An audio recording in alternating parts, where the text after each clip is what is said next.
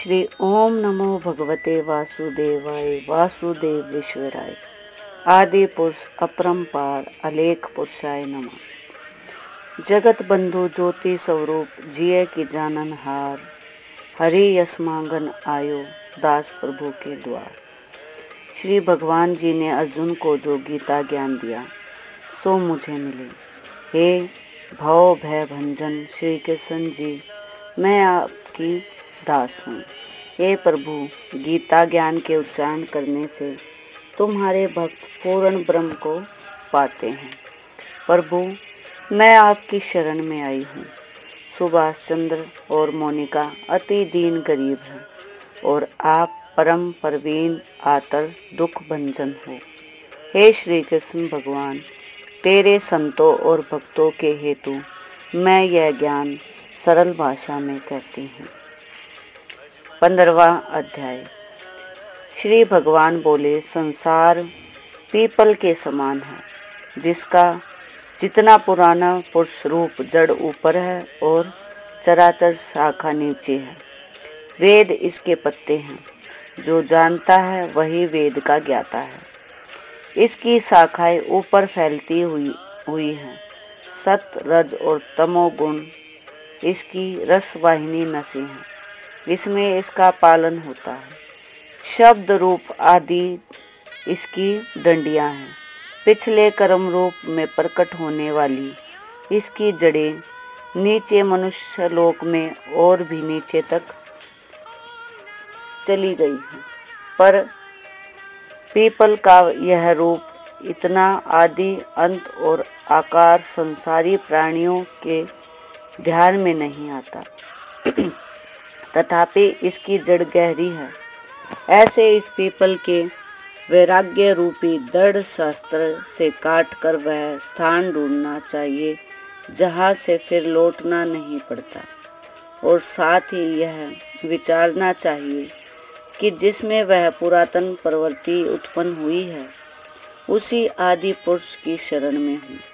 अहंकार और मोह रहित, संग दोष को जीतने वाले, आत्म ज्ञान से निरत, सब कामनाओं से दूर, सुख दुख नामक द्वंद्व पदार्थों से मुक्त, ऐसे ज्ञानी पुरुष शाश्वत पद को जानते हैं, जिससे सूर्य चंद्र या अग्नि प्रकाशित नहीं करते। वही मेरे परम धाम है, वहाँ जाकर लौटना नहीं होता। मेरा सनातन अंश इस जीवलोक का रूप धारण कर प्रकृति में स्थिर पांचों इंद्रियों को और छठे मन को उससे छुड़वाता है। जैसे वायु पुष्पादिकों की गंध को दूसरे स्थान में ले जाया जाता है, इसी प्रकार यह देह स्वामी शरीर धारण करने के बाद जब उसका परित्याग करता है तब इंद्रियों और मन को साथ ले जाता है। कान, आँख, चर्म, जीभ, नाक और मन का आश्रय लेकर वह जीव विषयों का भोग करता है। एक देह से दूसरी देह को जाता है, अर्थात एक ही देह में रहते समय अथवा इंद्रियों से युक्त हो विषयों का उपयोग करते हुए इसको मूर्ख देख नहीं सकते, किंतु ज्ञान रूप नेत्र वे देखते हैं।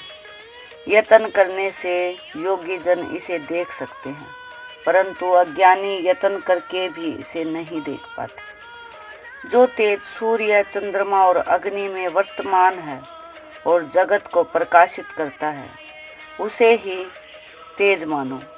मैं ही पृथ्वी में प्रवेश कर अपने तेज से समस्त भूतों को धारण करता हूँ और इसमें रस स्वरूप चंद्रमा बनकर भी मैं ही सब औषधियों को पोषण करता हूँ। मैं जठार अग्नि होकर प्राणियों के देह में प्रविष्ट हूँ और प्राण वायु अपान वायु से युक्त होकर चारों ओर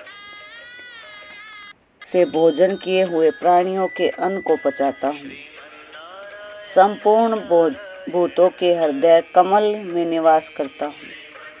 मुझसे ही स्मृति ज्ञान और उनका नाश होता है। सब वेदों में जानने योग्य मैं ही हूँ। वेदांत का कर्ता और वेदों का ज्ञाता मैं ही हूँ। इस संसार में चर और अचर ये दो पुरुष हैं। जितने नाशवान प्राणी हैं वे चर कहलाते हैं और उसमें कुटुस्थ अथवा शैल शिखर के भांति स्थिर चैतन्य को अचर कहते हैं।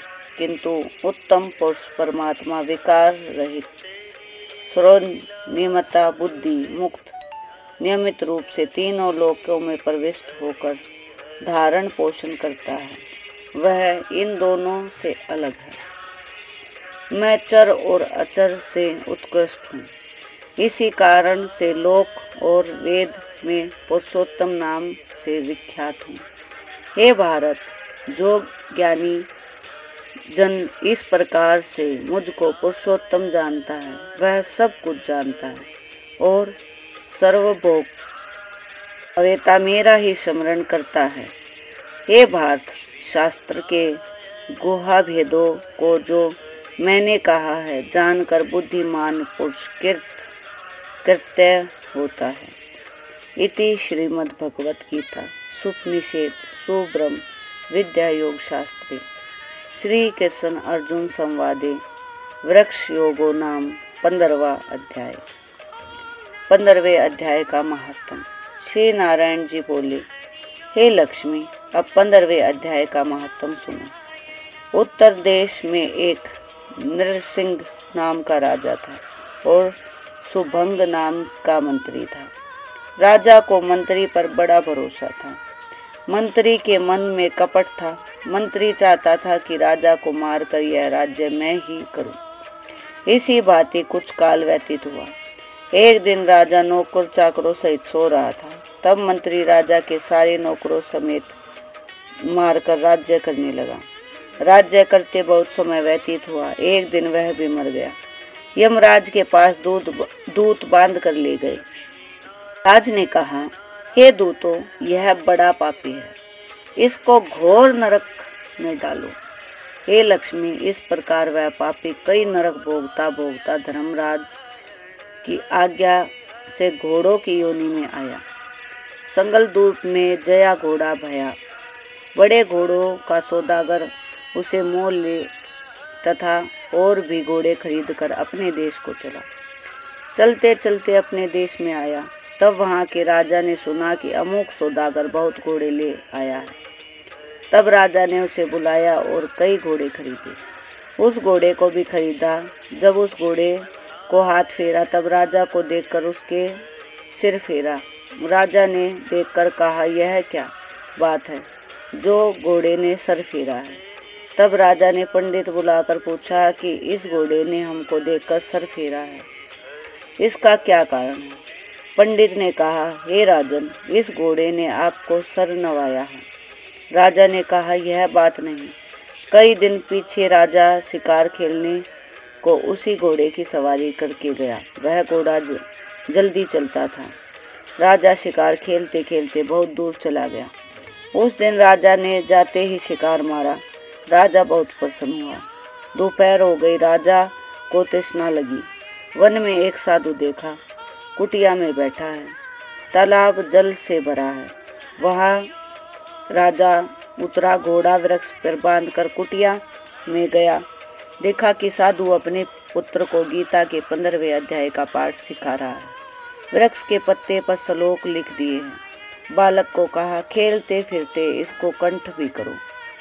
जिस वृक्ष से राजा ने घोड़ा बांधा था उस वृक्ष के पत्ते पर श्री गीता जी का श्लोक लिखा था। वह बालक पत्ता लेकर खेले भी और पढ़े भी। उस पत्ते को घोड़े ने देखा, तत्काल उसकी देह छूटी। देव देही पाई, स्वर्ण से विमान आए जिस पर बैठकर वैकुंठ को चला। इतने में राजा पानी पीकर बाहर आया तो देखा तो घोड़ा मरा पड़ा है। राजा चिंतावान होकर बोला, यह घोड़ा किसने मारा, इसे क्या हुआ। इतने में वह बोला, हे राजन, तेरे घोड़े का चैतन्य मैं हूँ। मैंने अब देव देही पाई, वैकुंठ को चला हूँ। राजा ने विस्मय होकर दंडवत की। पीछे से और सेना के लोग आ मिले। राजा सवार होकर घर आया। अपने पुत्र को राज्य देकर आप वन में गया। तप करने लगा। श्रीमद् गीता जी के 15वें अध्याय का पाठ किया। करें और उसके प्रसाद से राजा भी परम गति का अधिकारी हुआ।